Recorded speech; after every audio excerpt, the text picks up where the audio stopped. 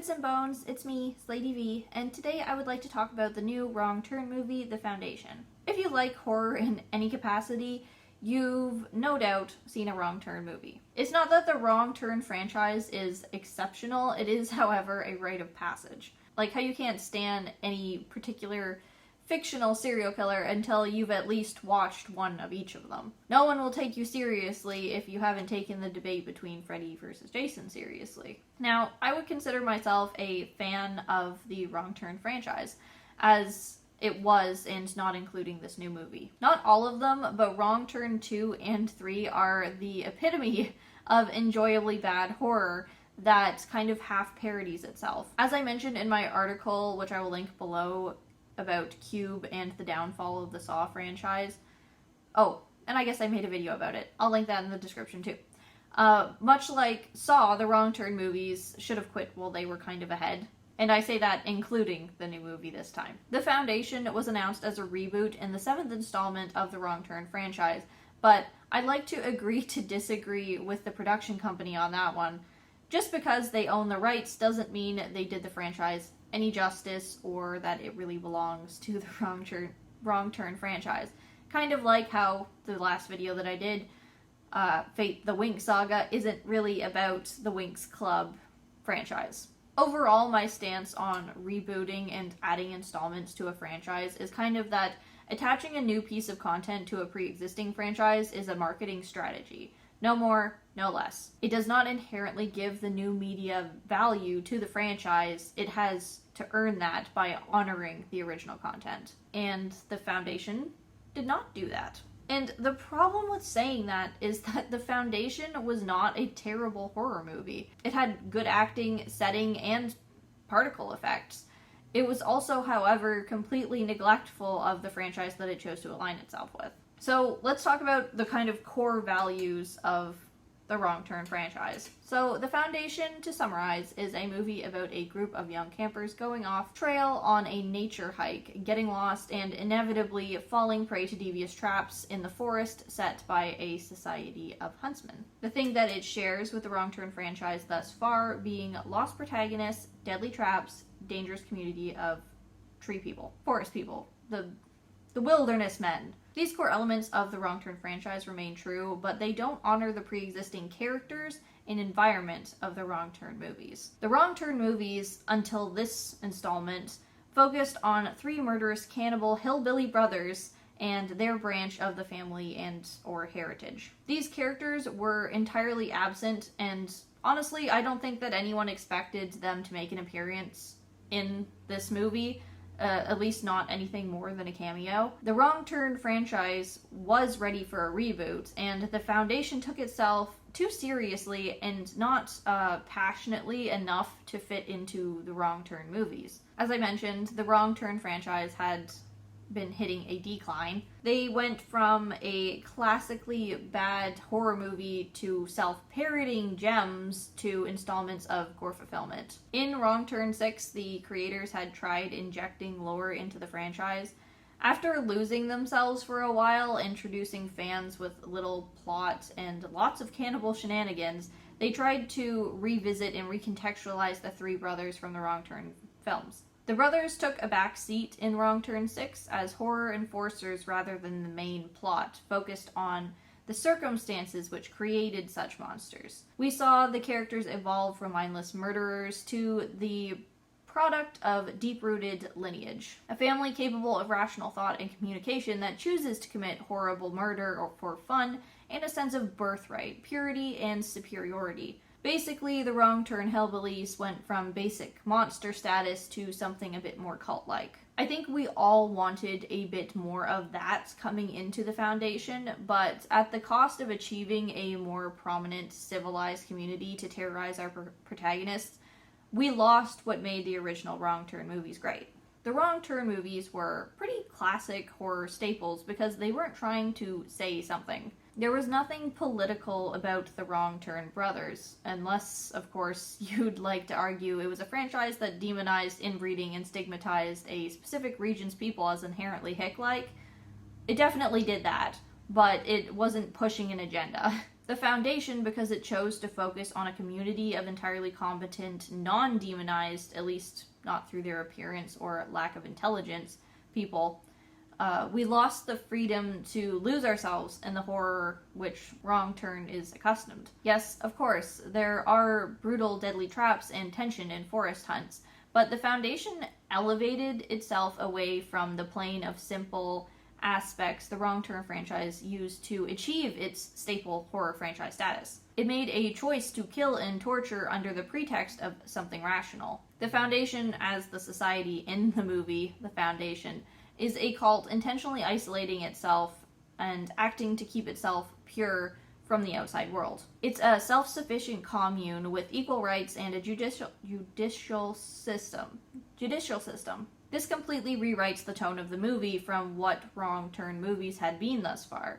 We've never been asked to question whether the Odette brothers had a moral high ground before. The Foundation removed cannibalism as an inherent, inarguable evil and injected the antagonist's ability to have moral reasoning with the main characters, which goes entirely opposite to the mindless murdering spree capable of the Odette heritage line. So in that, we had a tone shift and also a shift towards more modern horror. Still in the realm of horror, of course, the Foundation chose to take viewers on a path of psychological thriller horror rather than strictly gore horror. It became more about what humans with the ability to reason and communicate will do to one another as the horror, rather than protagonists finding themselves up against a foe that is essentially a monster. There's no way or need to reason with a monster.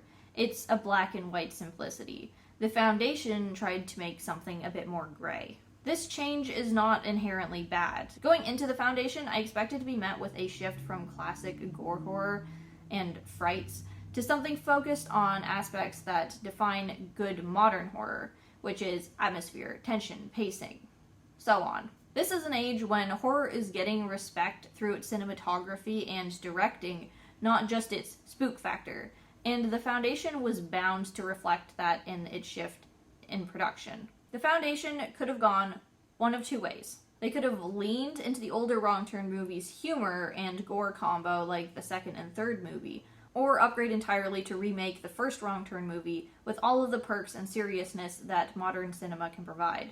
There was no marketability if they wanted to continue to produce Wrong Turn movies after the revamp, should they create a subpar throwaway story about the Odette brothers again, without a hook of a better plot or production. Unfortunately, the Foundation aimed for the latter and fell entirely flat. Where it could have succeeded in the franchise by subverting our expectations of the monstrous forest folk, it still subconsciously clung to mindless gore, and the two sides of the spectrum did not mesh well together. They didn't create something new or shiny from the rusty, long-forgotten Wrong Turn franchise. They created something jarring and a bit tone-deaf. It's one or the other. You can't really have both. Well, you can. Some movies do rationalize gore very well. Just look at Green Room or The Hunt 2020. Where the Foundation flopped on its execution wasn't in the lack of either element, it was the balance between them. So let's talk about the gore. The Foundation clearly had a budget and a passion for gore specifically. However, they directed that passion so one-sidedly that it broke the fourth wall, making audiences aware of the choices that the production made and what it thought would make you squeamish. The answer being head gore. Not once, not twice, but 5 fucking times the movie shows a variation of people having their heads mutilated. If you include general mutilation and not death, then there's actually even more. This is considering the darkened ones, I guess that's what you call them in the movie, those who have their eyes burned out and which the movie shows in their full, empty eye-socketed glory. Going for the head is a practical way to kill someone, but the Foundation's obsession with gore specific to the head went beyond practicality. The most obvious example being near the end, there was a man who was being stabbed to death in the chest by a woman straddling him, throwing her knife wildly and haphazardly at him to the point beyond necessity. He's very obviously clearly dead already. We leave that scene for a short time, and then we return back to it, and she has not only continued to stab him, but she's done so all the way up and into his face. The unnecessity of it in a movie already packed with mutilated heads was just honestly untactful, and exposed the creator's intentions, caring more about including a specific gore trigger over any proper reason to have it happen. Now, the Wrong Turn franchise as a whole has always been a gory one. They were characteristically known for opening scenes that contribute nothing to the plot, with the sole intention of leaving body parts in the shape of the movie number to act as a title screen. That said, the earlier Wrong Turns were always way over the top with their gore, to the point where you didn't have to take it seriously. Thinking about the physics behind some of the murders could leave you dizzy with nonsense. That was the point of their gore, to be ridiculous. To make you laugh at the impossibility of sticking a woman to a wall by throwing an axe all the way 100 feet down a hallway. It was just fun to watch. As much as I commend the Foundation on the physical realness of their gore, like there was weight to everything, it looked real, it entirely missed the point of what made Wrong Turn movies good. Aside from 2 forest traps, majority of the deaths in the movie came through one-on-one character conflict. It felt real, but in turn a bit mundane, missing the fantastical appeal of Wrong Turn, which is supposed to be superhuman hillbilly strength. Even in the first Wrong Turn movie, where the gore special effects was done poorly, there were scenes where the horror came from the presence of the gore rather than the actual gore. Knowing that someone above you on a table is getting their guts ripped out while they're alive, for example, is horrific without the need to excessively show what's happening. You can show that happening. Wrong Turn certainly does, but they don't zoom in and linger on the intestines getting pulled out. You get the whole ridiculous act of them doing it like it's a rope. The Foundation did its gore honestly too well in that regard, because to focus on seeing that heads bashed in and just like the camera staring at it was just untactful. Lingering on a smashed in head isn't horrific in and of itself. It's just gross and unsettling. Only the act of how it happens is scary, or if there is a continued elongated sequence of it happening. Being so focused on heightening the Foundation with the special effects to stand up against modern horror expectations, it kind of overdid itself and became apparent in its intentions and therefore hard to enjoy. I'd say that we've pretty well established a few key differences from the Wrong Turn franchise at large and the Foundation so far. As much as it reflected some of the core elements of Wrong Turn, the Foundation decided to introduce a new form of antagonist, one guided by founding principles over chaotic evil intent. This was an attempt to raise the Wrong Turn franchise to something more mature, that could both stimulate thriller lovers and placate mindless gore porn addicts. As we've dissected their overuse and style of gore compared to previous Wrong Turns, it definitely needs to be addressed the shift in opposing evil characters. I expected the Foundation in some ways to subvert our expectations of the Odette brothers. I thought they'd perhaps take a new viewpoint, humanize them, introduce a gray area protagonist from their side of the family. The world's was the Foundation's oyster. I'm not going to criticize the Foundation from steering away from the Odette family. A new community was a welcome idea. Heck, they could have taken it to a different country, reinvented cannibal hillbillies in another cultural context. That would have been awesome. But because they chose not only to steer away from cannibal nonsense violence to an iteration of deadly forest folk with an agenda, I have been open to criticize them on that agenda. As much as this concept could have worked, it had to hold itself to the standards that it was setting. The obvious desire it had to reach above the reputation of the Wrong Turn franchise thus far. If you're going to shift the focus from random violence to justified violence, your arguments, morals, and rationale have to hold up. And quite frankly, they didn't. The biggest problem with the Foundation was that the underworking and logic behind the antagonistic society doesn't hold up with even the slightest bit of questioning. But that's the point of a rational villain, isn't it? To question yourself whether they're right in their own frame of mind, not question how in the hell they got from point A to point B.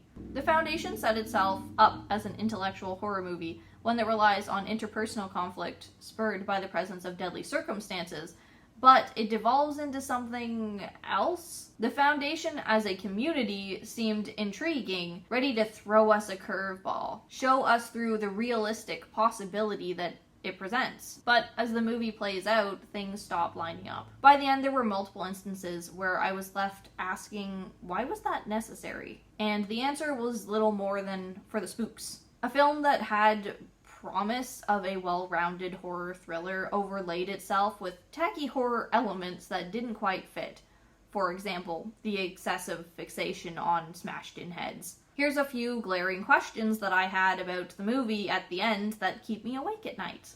Why was the main female antagonist selling bracelets in a local town when they so clearly want nothing to do with the outside world, just to accumulate currency that they don't even use? Sure, she might pick up some English, but she's not actively engaging with anyone. They get all their normal people gear from dead adventurers. Why would she be there other than to blatantly introduce herself to the protagonist? Why is one of the villagers stalking the group's truck in the dead of night in the local town, other than to say he found them rude and violent as a character witness later on? Where did they get an RV? And where did they learn to drive? Although, as they were standing around the RV, apparently they can't even stand straight because slouching forward is so much spookier looking. That's not suspicious at all. You can just fucking stand around and in the middle of a suburb and nobody's gonna question you. Why would Foundation members bother kindly dropping an unconscious traveler back at the road to be found when they show no qualms killing them with deadly traps, even at a safe distance from their commune? They're shown as both providing reasonable deterrent from trespassing and indiscriminately murdering others that get equally close. It's just a matter of chance, it's not a matter of justice. Even though they have a court system and they care very much about injustice. Don't get me started on their judicial hypocrisy. Why does a self-sustaining community keep eyeless people around? Are they not a waste of resources? How is that any worse than killing them? I can see keeping the women for breeding, which they address in the movie as a factor in their decisions, but they also keep the men. Pretty illogical, if you ask me. Especially considering that if they did escape, because there is a way out of the cave that they are kept in, or dungeons, then they can still talk and expose their brutal methods to the outside world. During the trial, we are meant to question the protagonists. Did they murder a man for no reason because he was wearing spooky attire? The judge makes that point, and to their knowledge, the Foundation had done nothing to them, and therefore they were the evil ones in that situation. This was a good moral base on which to subvert our cannibal hillbilly expectations, to present us with a morally gray antagonist that was immediately undermined by the Foundation's other practices. Disregarding circumstance and claiming justice, brutal execution and torture while not batting an eye, practicing slavery while preaching equality, indiscriminate murder / mutilation of trespassers when they have the means and enough knowledge of the outside world to sanction themselves as a preservation and continue undisturbed in a peaceful manner. Anyway. On top of all of these world-building questions, the Foundation at a certain point seemed to decide what plot points it wanted and stop caring about how it got there. That was the biggest disappointment of this elevated wrong turn movie. They cut out the protagonist's father actually making his way to the commune without dying, despite no skills in the forest and his more experienced guide being killed off by their traps, literally hours beforehand. Very brutally. You have to assume from that spot onwards the traps only intensified in density, and yet he was unscathed. Because he had to get there, he had to start the conflict. The protagonist, in less than however many months that she was in the commune as their willing, reluctant new recruit, but that's what we're going to call her, she has somehow become a fighting machine. Although her only skill up until that point, or the skill that she defined herself by, was just having good communication skills. She learns archery and is miraculously good enough to shoot someone through the eye socket in the heat of the moment, and he's wearing a skull mask in the middle of the night. The eyeless people are shown as starving, and as soon as they're released, they immediately start eating one of their captors, who is already dead on the floor. Why wait? Why only eat the oppressor? Aren't you starving? Why don't you eat each other? Why were there no signs of you being eating each other in the caves? And if you're not starving and this is simply an act of vengeance, is it just cannibalism for vengeance? It's all these little nonsensical elements that come together on top of a movie that wants to be a gore horror elevated to a horror thriller that makes it kind of tone deaf. If you were really a well-constructed movie, it wouldn't have all these elements that feel thrown in for the sake of being there or being edgy. I feel like the perfect expression of the Foundation as a whole can be seen in the end credits. The protagonist crashes the RV the Foundation members use to drive out into civilization to reclaim her, and she brutally murders them in the streets and walks off screen. The frame stays on the crashed RV with no movement. As the credits start to roll, we expect it to fade to black, but the RV stays the background, and some all too obvious horror soundtrack starts ramping up. There seems to be one of two options. Again, there is going to be some hint of a sequel to come, which is why we're lingering on the RV. Say the main villain man actually survived, or literally anything, like the hint of a sequel. Or the other option is that there's going to be a jump scare. If it's the latter, the intentions of the music is so obvious that it makes an actual jump scare impossible. We expect it. The only reason horror score works is if it's done seamlessly. It hits you when you least expect it. You don't realize that it's been ramping up this whole time, and then all of a sudden, bam! I should have saw this coming, but you didn't, and that's why it's scary. But what did we get? Neither. We got neither. The horror music that rose to a climax tapers off, and nothing happens in the background. We fade to black peacefully after staring at the RV for minutes on end and horror music ramping up for no reason. Some cliffhanger, huh? This ending encapsulates everything bad about the Foundation. It was a movie made to profit off of a pre-existing franchise that had resources and a knowledge of horror, and yet used the elements of them unequally and therefore poorly. What was the point of the end credits? It was for the spooks, I guess. In the end, the casual mention of the previous Wrong Turns featuring cannibal hillbillies is more of a slap in the face than a playful reference, because the Foundation can't hold up as a horror movie in its own right without the famous name attached to it. I give the Foundation a 1.5 out of 5 stars. On our rating system, that means it was below par in every way. There were parts of it that seemed good. The gore was obviously technically good, but it wasn't scary. It didn't fulfill any of the pre-existing standards for a Wrong Turn movie. It wasn't fun, it wasn't parodying, and it was just a little too many holes in it. It was overall just a subpar horror movie, and that's all I have to say about it from this point forward. I had a lot to say about it, but that's all there is to say about it now. It's just actually a subpar horror movie. So, that's the end of the video. If you enjoy my content, please like and subscribe. If you'd like to support me, I have a link to my Patreon and my Buy Me a Coffee account in the description below. So, thank you so much for watching, and I will see you in the next video. Bye.